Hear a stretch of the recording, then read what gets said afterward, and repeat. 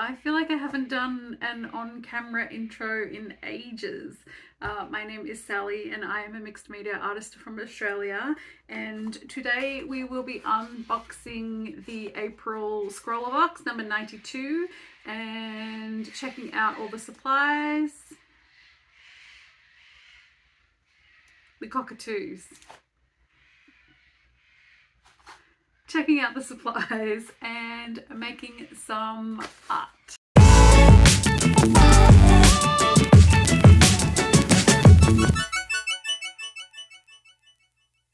See what's inside. All right, so here is our package of our supplies. We have the Scrawlr zine, which gives you a rundown on everything. Actually, we'll open this up first because the magazine will spoil it for us. Okay, cute sticker. Looks like a butterfly. Oh yes, our Scrawlr challenge this month is Metamorphosis. So every month you get a prompt word to give you some inspiration to create some artwork from the supplies. And if you use the hashtag Scrawlr challenge and you post it to your Instagram, they sometimes will feature you in the Scrawlr zine. And I did have a piece featured in January's Scrawlr zine, which was very exciting. So we have some masking fluid. Don't usually like to use that, haven't had much success. Scrawlr Box always has a candy inside as well. We have a brush, Pro Art Polar white nylon number 4 round brush.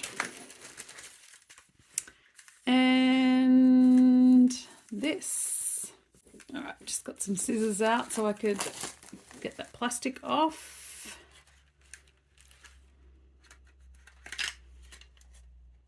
Ooh, some chunky Faber-Castell pencils. Are they watercolor pencils?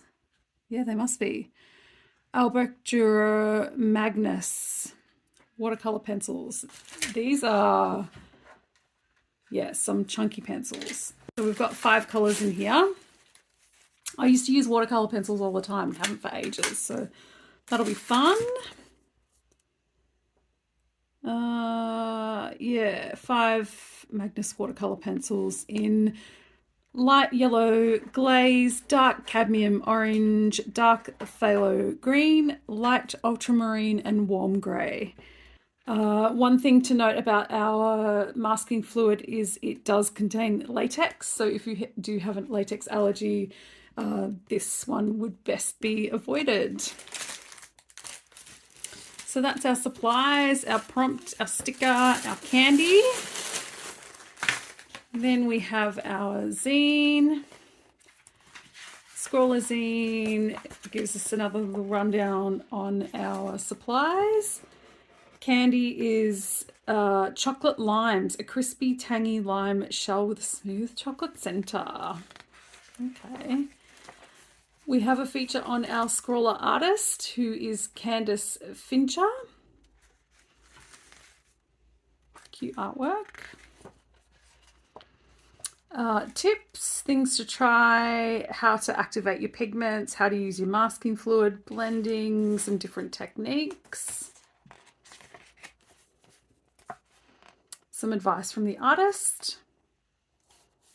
And you'll see this is where our sticker came from.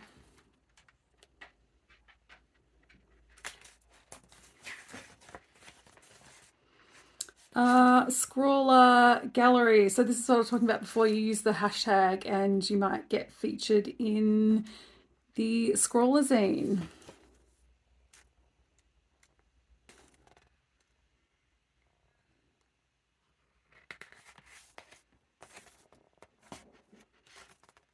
And then we have a little feature with some bug illustrations.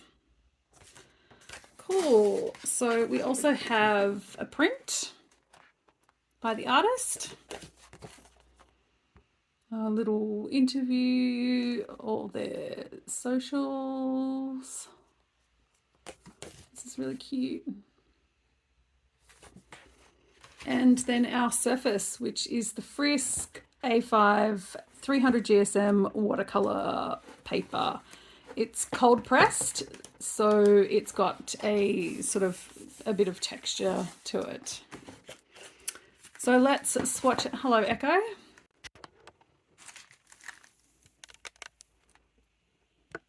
What are you doing? So let's swatch out our supplies and make some art.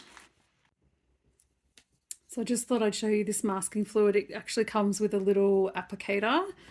So when you remove this top cap, unscrew this little lid, it's got such a super fine point on it. It's like a needle. So we should be able to get some really detailed masking from this. So I am not very experienced with masking fluid. I haven't had much success in the past. The Scrawlr does say to hold the applicator at a low angle for more control of the fluid with this one, and it is very liquid, which I was not expecting. So you can see I've almost got it horizontal, and it flows out very, very fast. So it's just one thing to keep in mind.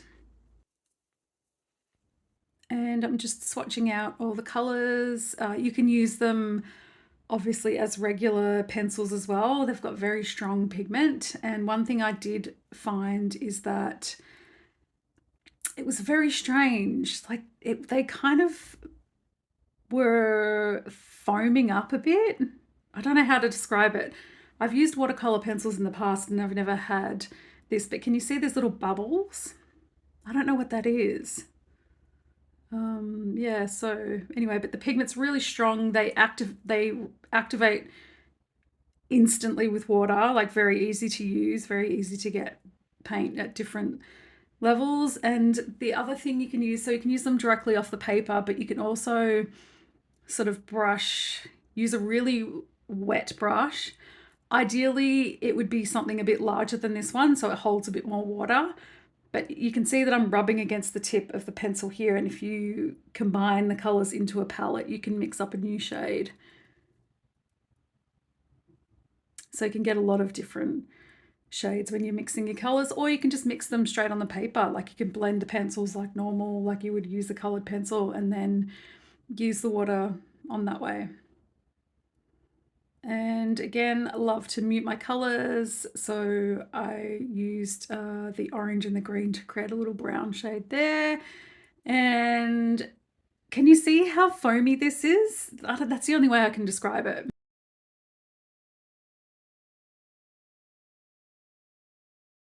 And you can see it doesn't dry with bubbles, it dries really flat. Beautiful. I don't know why it's doing that when it's wet. I'm not sure if that happened to anybody else, but they dry fine, so no real issue. You can use your finger to gently roll off the masking fluid, or you can use an eraser. I found the eraser worked a bit better for me because it was just less pressure. And because it's so fluid and the tip is so fine, you can get really, really, really delicate, fine details. And other than where I ripped the paper on the first bit, I'm very, very happy with the way this masking fluid turned out. It's probably the best masking fluid I've ever used. So of course I decided to do something really intricate with it and do like an Art Nouveau border around my artwork with varying success. So like I said, I'm not really familiar with using masking fluid. Plus this one is super liquidy. So you can see I've got, the lines aren't straight. We've got some bubbles. It's not so bad. It's gonna just look a bit more organic, Plus, if we make some big mistakes, because those areas are just going to be white paper, we can always cover over it with paint later on if we have to.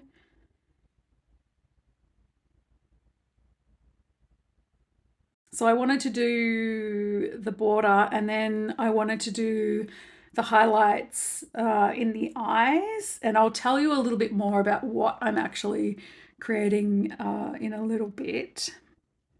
But I thought, yeah, I'll do the highlights in the eye with the masking fluid. What a great idea, because then we'll get bright white highlights.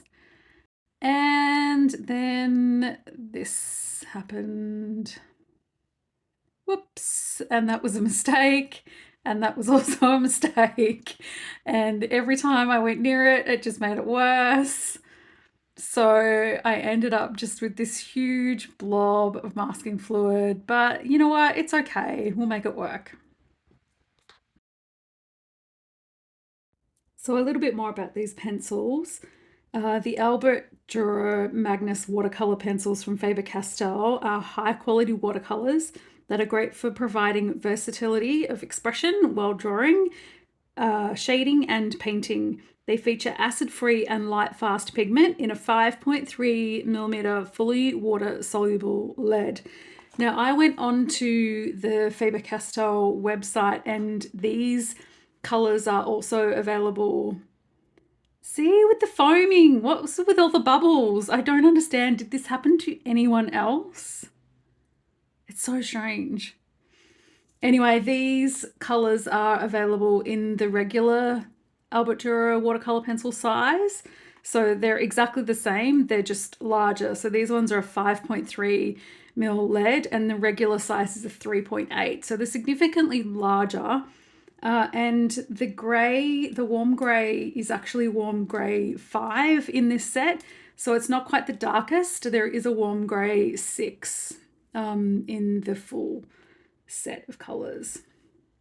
And good to know that they're light fast as well. They can be easily activated to be transformed for a soft, vibrant colour laydown with only a few fine or broad brushstrokes to reveal the full and unique power of the colours. Depending on the paper being used, the pigments can be completely dissolved and will then behave in the same way as classic watercolour paints. I found these really, really easy to use. I initially sketched out I laid down the pencil on the paper and then just reactivated the pencil that I'd laid down with water. And then I kind of switched up my methods a bit later on, because I actually like I'm so used to using watercolor paints from tubes now and paint from tubes that I just found it easier to work from a palette. So I switched to that later on. Now, let me tell you a bit about this piece and my inspiration. So the prompt for this month's Scrawlr Box is Metamorphosis. And the artwork that we were given by the artist, the featured artist in the box, was a butterfly. And while I like to use the featured artist as inspiration, I do like to come up with my own idea. Butterfly was just sort of felt like the obvious thing for me to do. But then when I was thinking about Metamorphosis, I started thinking about the book from Franz Kafka. Metamorphosis was first published in 1915, and it's one of Kafka's best known works.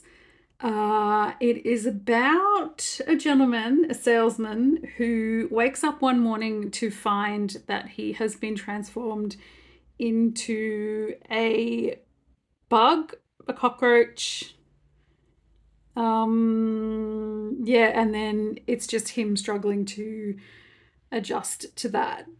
Very interesting, absurd. Um, yeah, highly recommend. It's very short. It's like under 100 pages. And so while I was thinking about that, that just got me thinking about the classic movie, The Fly. So, The Fly, that was released in 1986, was directed by David Cronenberg. And I must have seen this, I don't know how. I watched a lot of horror movies when I was very, very young, and I don't know how I got my hands on them or how the video stores would rent them out to me, but they did. And so I remember seeing The Fly very soon after it was released. So it's a remake of a movie from the late 50s starring Vincent Price. And I saw the Cronenberg Fly first and then went and hunted down the original, and it's amazing too. But the Cronenberg, the 80s one, definitely hits different. It's like true horror. Really fantastic. I highly recommend watching it if you haven't. It stars Jeff Goldblum and Gina Davis, and it was the first David Cronenberg movie I ever saw, followed closely by The Naked Lunch, which I went and saw at the cinema with my dad. Nobody does body horror like Cronenberg. Um, yeah, I don't want to spoil too much of the movie, but Metamorphosis was just the perfect prompt for inspiring this piece. It's about teleportation and things going wrong, and it's sci-fi and body horror, and yeah, it's disgusting. Like it was the most disgusting movie I had ever seen up to that point. Like it's so incredible. So yeah, definitely highly recommend checking it out. It's also nice to watch movies heavily with heavy special effects, and they're all physical effects. Like there's no CGI.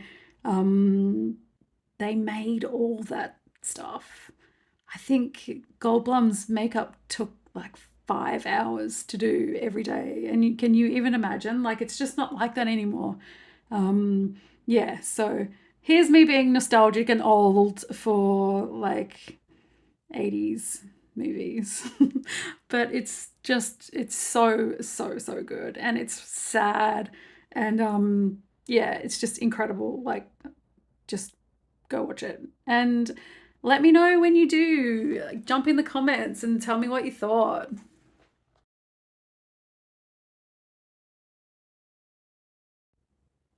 And here is where I noticed that I have put my hand in on the tip of the orange lead while it was wet, and put two orange spots of watercolor paint on the white of my paper. But luckily, watercolor can be reactivated, so I just used some water and dabbed it with a tissue, and it lifted. It's interesting to note that David Cronenberg has said that he doesn't see the film as a horror movie so much as a metaphor for the aging process and terminal disease, and how dehumanizing the toll on the human body is to the person experiencing it and those close around him. So that gives you a little bit of another indication on like the tone of the movie. And here is where I decided just to use the paper as a palette and just pop down all the pencil lead, and this went in and mixed it from the paper. And you can see all the different color tones that I can get just from this limited color palette. I would have liked to get a bit more contrast. I found the grey wasn't quite dark enough, but I did make it work.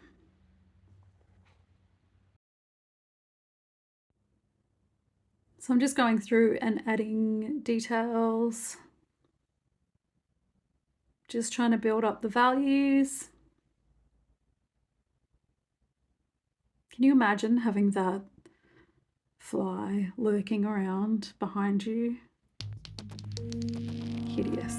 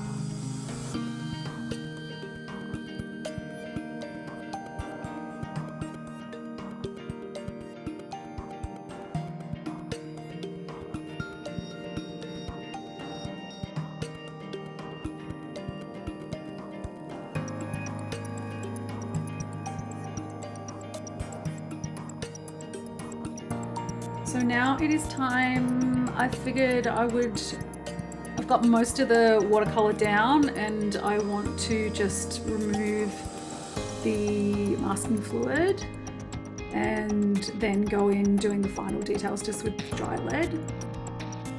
So here's a little real-time footage of me peeling the masking fluid. So it's latex based, so it's very stretchy. And like I said before, I found it very, very easy to work with.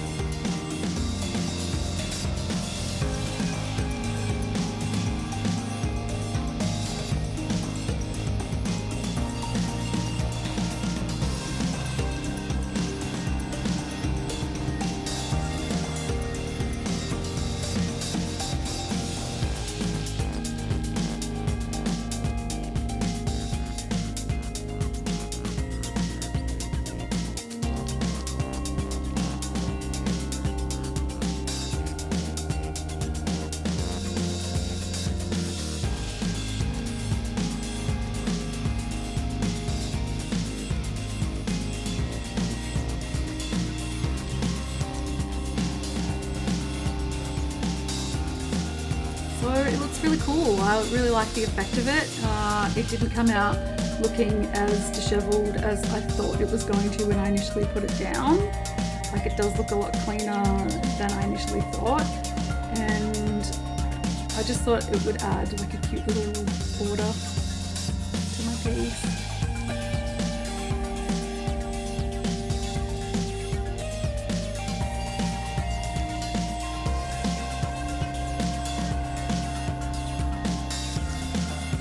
Yeah, I didn't rip any paper, like it was really very, very easy to remove.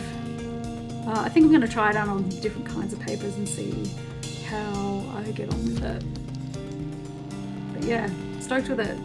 So now I'm just going to go in with the final pencil details. So I'm just going to sharpen the lead, and it does, these chunky pencils do fit into a standard size. If you have a sharpener with the two ends, with a larger end, it does fit into that larger size. So I'm just going to build up the values with I'm mostly using the grey for this, but I really just want to get some more depth and dimension into those eyes and into that face.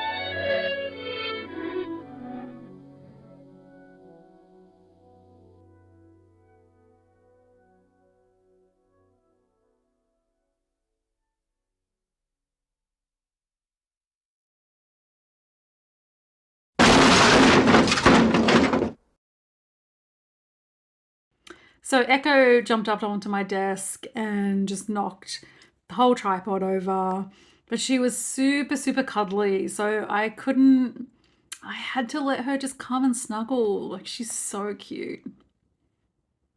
So cute. So I actually have 3 cats. I don't know what the other 2 were doing. Usually they're all in here with me. But this time it was just Echo, and she was being super snuggly and just with all the head boops and the rubs. She's very sweet.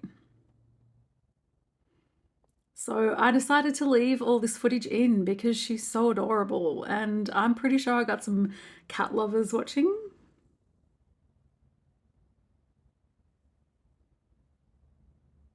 She's so ridiculous.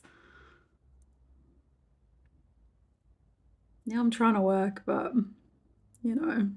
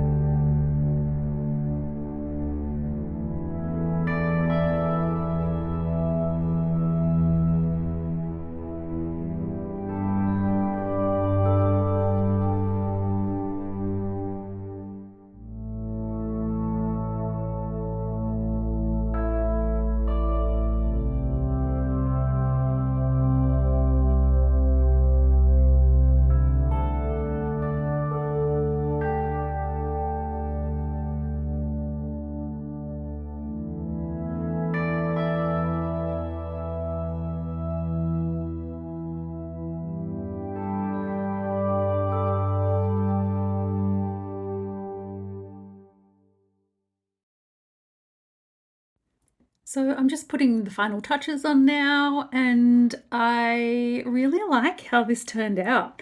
It was an interesting color palette, and it is quite a challenge having supplies that you're not used to and a limited color palette, but I really enjoy the challenge and getting out of my comfort zone. Go and watch The Fly. Let me know what you think. I will leave the Scrawlr Box subscription information in the description box, so check that out. I've been subscribed for over a year now and I love it. Like this video and subscribe to my channel, and I'll see you next time. Thank you so much for watching.